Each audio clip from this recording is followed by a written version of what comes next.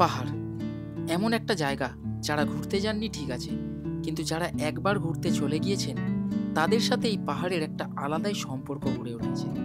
হ্যাঁ, এটা গল্প হলেও সত্যি। এই সম্পর্কের টানেই বারবার ছুটে যাই পাহাড়ে, তাই এইবারও তার কোনো ব্যতিক্রম নেই। পাহাড়ের ডাক পেতেই ছুটে গেলাম। তবে এইবারে আমি একা নই, আমার সাথে ছিল মৌমিতা, আহান ও মৌমিতার বান্ধবী শ্রুতিষ্ণা। আমার আগের সমস্ত ভিডিওয় আপনারা অনেকেই কমেন্ট করে জানিয়েছেন যে উত্তরবঙ্গে 3 রাত 4 দিন বা 4 রাত 5 দিনের কোনো ট্যুর প্ল্যান করে ভালো করে দাদা বাজেটের মধ্যে দেখান। আজকের এই ভিডিওতে আমার 3 রাত 4 দিনের সম্পূর্ণ ট্যুরের অভিজ্ঞতা আপনাদের সাথে তুলে ধরব, যেখানে একদিন আমরা থাকবো দার্জিলিংয়ে, একদিন থাকবো দার্জিলিংয়ের অফবিট একটি গ্রাম চা বাগানে সুন্দর ঘেরা রংলিতে, এবং শেষ দিন আমরা থাকবো কালিম্পংয়ে। তাহলে চলুন বন্ধুরা, আর দেরি না করে ভিডিওটা একদম শুরু করা যাক শিয়ালদহ স্টেশন থেকে। 10ই সেপ্টেম্বর বাড়ি থেকে রাত 9টা নাগাদ একটা ক্যাব ধরে রওনা দিই শিয়ালদহ স্টেশনের উদ্দেশ্যে। 9:30 নাগাদ আমরা শিয়ালদহ স্টেশনে পৌঁছে যাই। শিয়ালদহ স্টেশনে গিয়ে আমরা সোজা চলে যাই 12 নম্বর প্ল্যাটফর্মে, কারণ আমাদের ট্রেন 1, 2, 3, 4, 3 দার্জিলিং মেল দেবে 12 নম্বর প্ল্যাটফর্মে। রাত 10টা নাগাদ ট্রেন দিয়ে দেয় প্ল্যাটফর্মে। আমরা তড়িঘড়ি ট্রেনে উঠে পড়ি। এইবারে আমরা জার্নি করছি স্লিপার ক্লাসে, যার ভাড়া মাত্র 365 টাকা। আমাদের কোচ পড়েছিল S5। আমরা আমাদের কামরায় উঠে পড়লাম এবং নিজেদের জন্য নির্ধারিত সিটে আমরা বসে পড়লাম। আমাদের সিট নাম্বার ছিল 1, 2, 3, 4। ঘড়িতে সময় রাত 10:18। দার্জিলিং মেল শিয়ালদহ স্টেশনের 12 নম্বর প্ল্যাটফর্ম থেকে রওনা দিল। রাতের ট্রেন, সেইভাবে কিছু করার থাকে না। একটাই জিনিস করার থাকে, যেটা হচ্ছে ডিনারটা সারা। বাড়ি থেকে আমরা খাবার নিয়ে গিয়েছিলাম, পরোটা ও চিকেন কিমা দিয়ে ঘুগনি। আমরা ডিনারটা করে ফেলি, তারপরে শুয়ে পড়ি। সোজা উঠি একেবারে সকালে।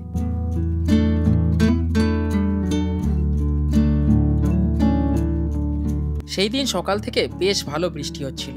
এটা দেখে কিছুটা চিন্তিত ছিলাম। চিন্তা মাথায় নিয়ে নেমে পড়লাম নিউ জলপাইগুড়ি স্টেশনে। স্টেশনে নেমে সোজা বেরিয়ে যাই স্টেশন থেকে বাইরে। স্টেশন থেকে বাইরে বেরিয়ে আমরা চলে যাই একেবারে গাড়ি পার্কিংয়ে বা স্টেশনের পার্কিং এরিয়াতে। বাইরে বেরোলেই প্রচুর দালাল সহ প্রচুর গাড়ির ড্রাইভার আপনাদেরকে ধরবে। আপনারা গাড়ির দাম দর করে চলে যেতে পারেন যেখানে যাওয়ার। তাছাড়াও যাত্রী সাথীর কাউন্টার রয়েছে, যেইখান থেকে দার্জিলিং পর্যন্ত ছোট গাড়ির ভাড়া হচ্ছে 2700 টাকা। আমরা একটা ড্রাইভারের সাথে দাম দর করে মাত্র 1800 টাকায় ফিক্স করে নিলাম দার্জিলিং ড্রপ করার জন্য। দার্জিলিং স্টেশনে আমাদেরকে এই দাদা একেবারে ড্রপ করে দেবে। আমরা রওনা দিলাম দার্জিলিংয়ের উদ্দেশ্যে।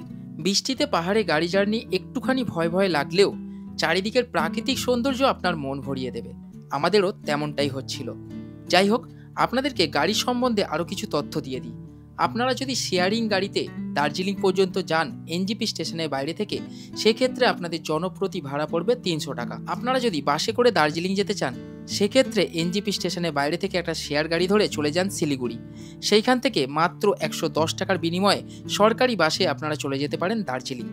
তাছাড়া রিজার্ভ গাড়ির ভাড়া তো আপনাদেরকে বলেই দিয়েছি। নিউ জলপাইগুড়ি স্টেশন থেকে সকাল 9:14 নাগাদ আমরা রওনা দিই দার্জিলিংয়ের উদ্দেশ্যে। আমরা তো একটা 4 সিটার কার রিজার্ভ করে নিয়েছি। এখন কিছুটা উপরে উঠে আমরা একটা রেস্টুরেন্টে দাঁড়ালাম, কারণ সকালে কিছু ব্রেকফাস্ট করা হয়নি। এই রেস্টুরেন্টে মোমো, ম্যাগি সমস্ত কিছুই আইটেম রয়েছে। আমরা মোমো ম্যাগি অর্ডার দিয়ে দিলাম, যে যা খাবে সেই অনুযায়ী। আর মোটামুটি ম্যাগির দাম হচ্ছে 60 টাকা, ভেজ মোমো 60 টাকা, চিকেন মোমো 100 টাকা, এই ধরনের দাম রয়েছে।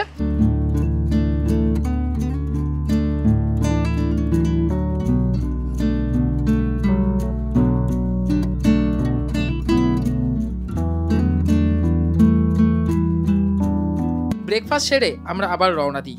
কার্শিয়াং, সোনাদা, ঘুম হয়ে আমরা পৌঁছাই দার্জিলিংয়ে। সব মিলিয়ে সময় লাগে প্রায় 3 ঘন্টা মতো। দার্জিলিং স্টেশনে নেমে আমরা সোজা চলে যাই আমাদের হোটেলের দিকে। এই যে দার্জিলিং স্টেশন, এইখান থেকে যে রাস্তাটি উপরে উঠে যাচ্ছে, উপরে কিছুটা উঠে গিয়েই আমাদের আজকের hotel the journeys Everest glory.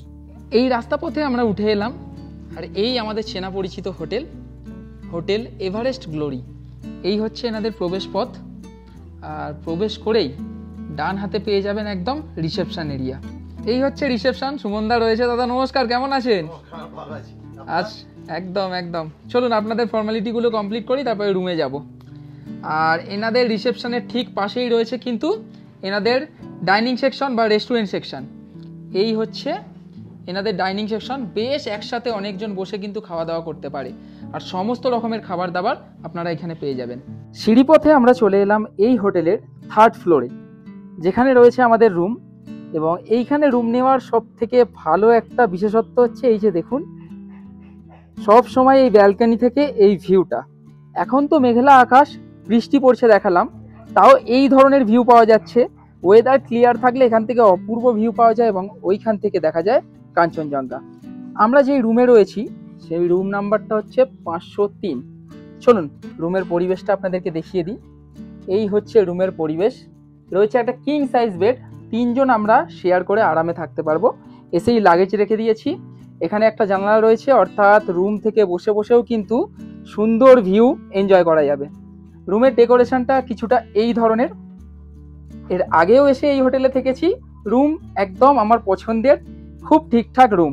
TV রয়েছে, এখানে সাজুগুজু করার জন্য আয়না রয়েছে, বসার জন্য চেয়ার, ওয়েস্টবিন, ওইদিকে টেবিল রয়েছে, জলের গ্লাস রয়েছে, জগ রয়েছে। আর তাছাড়াও এনাদের নিচে যে রেস্টুরেন্ট রয়েছে দেখালাম, এই হচ্ছে তার মেনু কার্ড। আপনারা রুমেই বসেই অর্ডার করে খাবার দাবার আনতে পারবেন। তারই সাথে রয়েছে অ্যাটাচ টয়লেট। এই রয়েছে অ্যাটাচ টয়লেট, একদম নিট অ্যান্ড ক্লিন, ছিমছাম পরিষ্কার। ওয়েস্টার্ন পট, অবশ্যই তার সাথে রয়েছে গিজার। দার্জিলিং এলে গিজারের প্রয়োজন। ভিতরে রয়েছে ওয়াশ বেসিন। যেহেতু আমরা টোটাল 4 জন রয়েছি, 503 নম্বর ও 502 নম্বর রুমটা আমরা নিয়েছি। দুটো রুমই একই ধরনের পরিকাঠামো। 501 নম্বর রুমটা একটু বড়, যেখানে 3 থেকে 4 জন শেয়ার করে থাকতে পারবেন। গতবারে এসে 501 নম্বর রুমে ছিলাম, আর সত্যি প্রত্যেকটা রুমের বাইরে বেরিয়ে, অর্থাৎ ব্যালকনি থেকে যে এই অপরূপ দৃশ্য সব সময় কিন্তু আপনাকে মুগ্ধ করবেই। 503 নম্বরের পাশাপাশি আমরা নিয়েছি 502 নম্বর রুম। যেহেতু 4 জন রয়েছি, দুটো রুম আমরা নিয়েছি। এই রয়েছে 502 নম্বর রুমের কিছুটা ভিতরের পরিবেশ।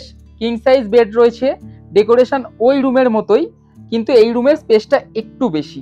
টিভি রয়েছে, বসার চেয়ার রয়েছে, আয়না রয়েছে সাজুগুজু করার জন্য, এবং তার সাথে অবশ্যই অ্যাটাচ টয়লেট রয়েছে।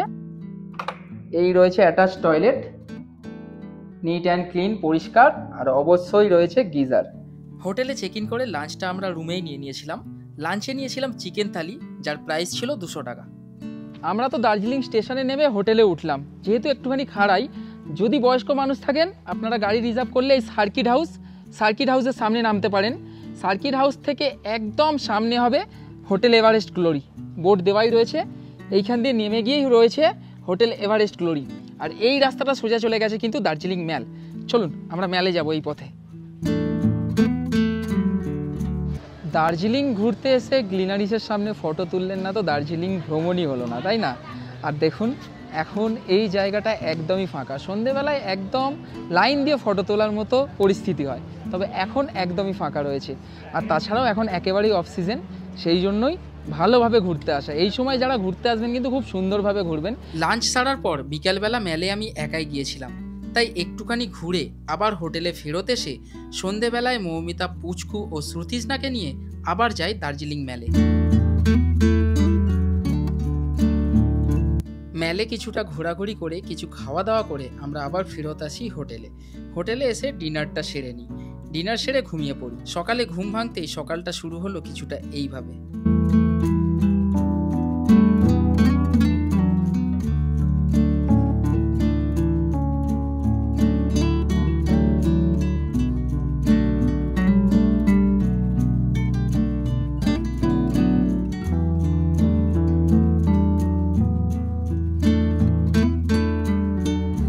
Good morning. দার্জিলিংয়ের দ্বিতীয় দিনে আপনাদের সবাইকে স্বাগত জানাই দার্জিলিংয়ের হোটেল থেকে। এখন একেবারে রেডি হয়ে গেছি, কারণ আমরা যাব একটুখানি সবাই মিলে মেলে। কিছু কেনাকাটাও করার আছে, এবং যদি মেলে ঘোরাঘুরি করে, ঘোড়াতে পুচকুকে চাপিয়ে কিছু ফটো টটো তুলবো। এটাই হচ্ছে আমাদের মূল চিন্তা ভাবনা।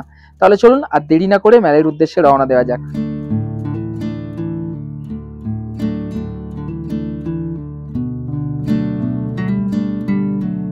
বলছিলাম মেলে এসে বাবুকে ঘোড়া চাপাবো আহানকে, তো একা বসতে ভয় পাচ্ছে, এই যে মুখের অবস্থা, যার জন্য কাকার সাথে বসবে। এই তো চলো বসেছে, এই তো এবার হাসছে। প্রথম ভয় পাচ্ছিল। এই মেলের মধ্যে বাচ্চাদের ঘোড়া চাপালে বেশ ভালো লাগে। আর 3 পাক ঘোরাবে এই ঘোড়াটায়, নেবে হচ্ছে মাত্র 100 টাকা। ঘড়িতে সময় এখন প্রায় সকাল 11টা, আর মেল চত্বর বেশ ফাঁকা, কারণ এখন অফ সিজন, টুরিস্টের আনাগোনা খুবই কম। কালকে রাতে এসে আমি ভাবছিলাম যে ঘোড়াগুলো নেই কেন। ঘোড়াগুলো অ্যাকচুয়ালি থাকে সকালে এবং বিকেলের আগে, সন্ধেবেলায় থাকে না, সব আস্তাবলে চলে যায়।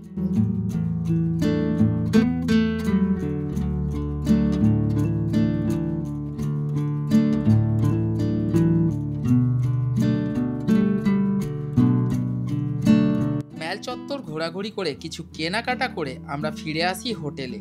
আপনারা চাইলে এই দিনটাতে কোনো লোকাল গাড়ির সাথে কথাবার্তা বলে নিয়ে দার্জিলিংয়ের লোকাল সাইট সিন করে নিতে পারেন। ভাড়া মোটামুটি 1.5 থেকে 3,000 টাকার মধ্যে আপনারা দাম দর করে নিতে পারেন। যেহেতু এর আগে গিয়েও আমরা দার্জিলিংয়ের সমস্ত সাইট সিনিং করে রেখেছি, তাই এইবারে আগে থেকেই প্ল্যান করে রেখেছিলাম আমরা দার্জিলিংয়ে মাত্র একটি রাত থাকবো। আমরা যেই হোটেলে ছিলাম অফ সিজনে এই হোটেলের রুমটা আমরা পেয়ে গেছিলাম মাত্র 1,000 টাকায়। অবশ্যই সিজন অনুযায়ী দাম বেড়ে যায়। আমরা যা যা খাওয়া দাওয়া করেছি এবং গাড়ির সমস্ত খরচা আমি তো ভিডিওতে স্ক্রিনে দিয়েই দিয়েছি, আপনারা কিন্তু হিসাব করে নিতে পারেন। আমরা দার্জিলিংয়ের হোটেলে ব্রেকফাস্ট করে চেক আউট করে বেরিয়ে পড়ি রংলির জন্য। রংলি হচ্ছে দার্জিলিংয়ের একটি অফবিট গ্রাম, যেটা তাকদার মধ্যে পড়ে। আমরা একটা গাড়ি রিজার্ভ করে নিয়েছিলাম মাত্র 2,000 টাকার, যেই গাড়িটা আমাদেরকে তাকদার রংলির হোমস্টের একদম সামনে ছেড়ে দেবে। দার্জিলিং থেকে রংলির হোমস্টের দূরত্ব প্রায় 28 কিলোমিটার, সময় লাগবে 1.5 ঘন্টা মতো। তবে এই রাস্তার অপূর্ব সুন্দরতা আপনাকে একটু নিরাশ হতে দেবে না। সব সময় মনে হবে জানলা থেকে বাইরে উঁকি মেরে এই প্রাকৃতিক সৌন্দর্য উপভোগ করতে থাকি। আমরাও ঠিক তেমনই করছিলাম। ঘড়িতে সময় দুপুর 2টো। আমরা পৌঁছে গেলাম রংলিয়টের মেঘবালিকা হোমস্টেতে।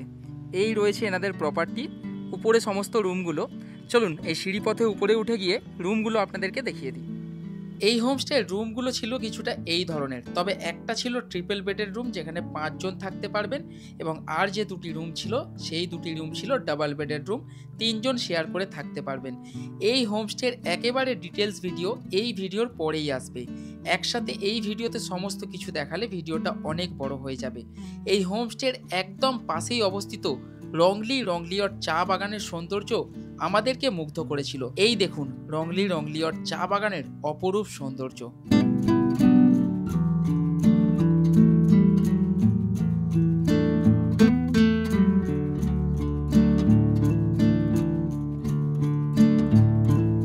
রংলির এই মেঘবালিকা 2.0 হোমস্টেতে আমাদের একজনের মাথা পিছু থাকা খাওয়া নিয়ে খরচা পড়েছিল মাত্র 1200 টাকা করে। রংলির সব থেকে বড় আকর্ষণ হচ্ছে এই চা বাগান। এই চা বাগানে যদি আমরা ক্লিয়ার ওয়েদার পেতাম, ড্রোন শটে কি দারুণ না লাগতো। আমরা পরের দিন সকালে রংলির হোমস্টে থেকে চেক আউট করে হাঁটা পথে চলে যাই 0 পয়েন্টে। সেইখান থেকে আমরা শেয়ার গাড়ি করে যাব কালিম্পং, এটাই ছিল আমাদের চিন্তা ভাবনা। বন্ধুরা, এই হচ্ছে রংলি 0 পয়েন্ট। বাস বা শেয়ার ক্যাবে এলে এই 0 পয়েন্টে আপনাদেরকে নামাবে এবং এইখান থেকে হোমস্টে হাঁটা পথ পুরোটাই ডাউন হিল। মোটামুটি হেঁটে যেতে আপনাদের 5 থেকে 7 মিনিট সময় লাগবে, তবে উঠে আসতে প্রায় 10 থেকে 12 মিনিট লেগে যাবে। রংলির এই হোমস্টেতে আপনারা শিলিগুড়ি থেকে শেয়ারে বা বাসে কিভাবে যাবেন পরবর্তী ভিডিওতে সম্পূর্ণ ডিটেলস আমি আপনাদেরকে দিয়ে দেব। আমরা এইখান থেকে একটা শেয়ার গাড়ি পেয়ে যাই, যেটা 500 টাকার বিনিময়ে আমাদের সবাইকে নামিয়ে দেবে 27 মাইলে। 27 মাইল থেকে আমরা অ্যাভেলেবেল বাস পেয়ে যাব কালিম্পং যাওয়ার জন্য। আমরা মিনিট 40-এর ভিতর নেমে পড়ি 27 মাইলে। 27 মাইলে একটু ওয়েট করতেই বাস পেয়ে গেলাম কালিম্পং যাওয়ার জন্য। মাথা পিছু ভাড়া পড়েছিল আমাদের 100 টাকা করে। প্রাকৃতিক সৌন্দর্য দেখতে দেখতে তিস্তা ব্রিজ পার করে আমরা ঘন্টা 1.5-এর ভিতর পৌঁছে যাই কালিম্পংয়ে। কালিম্পং বাস স্টপে নেমেই আমরা একটা শেয়ার গাড়ি করে নিই। আমাদের আগে থেকে হোমস্টে বুক করে রাখা ছিল সেই হোমস্টে যাওয়ার জন্য। শেয়ার গাড়ি ভাড়া নেয় আমাদের থেকে 300 টাকা, যেটা আমাদেরকে নামিয়ে দিল একেবারে হোমস্টেতে। কালিম্পং বাস স্ট্যান্ড থেকে একটা ছোট্ট গাড়ি রিজার্ভ করে আমরা চলে এলাম কালিম্পং বাস স্ট্যান্ড থেকে 2 কিলোমিটার দূরে আমাদের হোমস্টে কেজন হোমস্টে। এই হচ্ছে এনাদের টোটাল প্রপার্টি এবং এইখান দিয়ে হচ্ছে এনাদের প্রবেশ পথ। চলুন ভিতরে যাই। এই কেজন হোমস্টের রুমগুলো যেমন সুন্দর ছিল, তেমনই সুন্দর ছিল এই হোমস্টের এই ডাইনিং এরিয়া এবং এই টেরেস এরিয়া। আর তার থেকেও সুন্দর ছিল এইখানকার মানুষের আতিথেয়তা ও তাদের হাতের খাবার দাবার সব মিলিয়ে একদম জমিয়ে খেয়ে। এবং এই হোমস্টেতে থাকলে বোনাস পয়েন্ট হিসাবে পাবেন হোমস্টের একদম পাশেই অবস্থিত এই মনাস্ট্রি। এই মনাস্ট্রিতে গিয়ে আপনাদের ঘন্টার পর ঘন্টা সময় কিভাবে কেটে যাবে ধরতেও পারবেন না। সত্যি অপরূপ সুন্দর এই মনাস্ট্রি। সব মিলিয়ে কেজন হোমস্টেতে আমাদের মাথা পিছু খাওয়া দাওয়া নিয়ে খরচা পড়েছিল মাত্র 1200 টাকা করে। অবশ্যই কেজন হোমস্টের সম্পূর্ণ তথ্যসহ ফুল ভিডিও রংলির ভিডিওর পরেই চলে আসবে, আপনারা দেখলে সমস্ত কিছু বুঝে যাবেন। কেজন হোমস্টেতে থেকে আপনারা কালিম্পংয়ের বিভিন্ন সাইট সিন করে নিতে পারেন এবং এই কেজন হোমস্টে থেকেই আপনারা বুকিং করে নিতে পারেন ডেলোতে যে প্যারাগ্লাইডিং হয় তার স্লট। আমাদের কোনো প্ল্যান ছিল না এবং হাতে সময়ও ছিল না, তাই পরের দিন কেজন হোমস্টে থেকে চেক আউট করে আমরা চলে আসি কালিম্পং বাস স্টপে। সেখান থেকে 130 টাকার বিনিময়ে প্রাইভেট বাসে করে আমরা চলে আসি শিলিগুড়ি। শিলিগুড়ি থেকে আমরা ট্রেন ধরে চলে আসি বাড়ি। এইভাবেই আমরা 3 রাত 4 দিন খুব স্বল্প বাজেটে ঘুরেছিলাম। ভিডিও চলাকালীন আমি সমস্ত খরচাগুলো তো বলেই দিয়েছি, তাছাড়াও আমি ডেসক্রিপশন বক্সে সমস্ত খরচা বিবরণ সহ লিখে দিলাম যাতে আপনাদের বুঝতে সুবিধা হয়। তাহলে বন্ধুরা এইভাবে প্ল্যান করে এবং সব থেকে বড় কথা আপনারা যদি গ্রুপে 4 থেকে 8 জন করে যান একদম সব থেকে কম খরচে আপনারা ঘুরে চলে আসতে পারবেন উত্তরবঙ্গের যে কোনো জায়গা।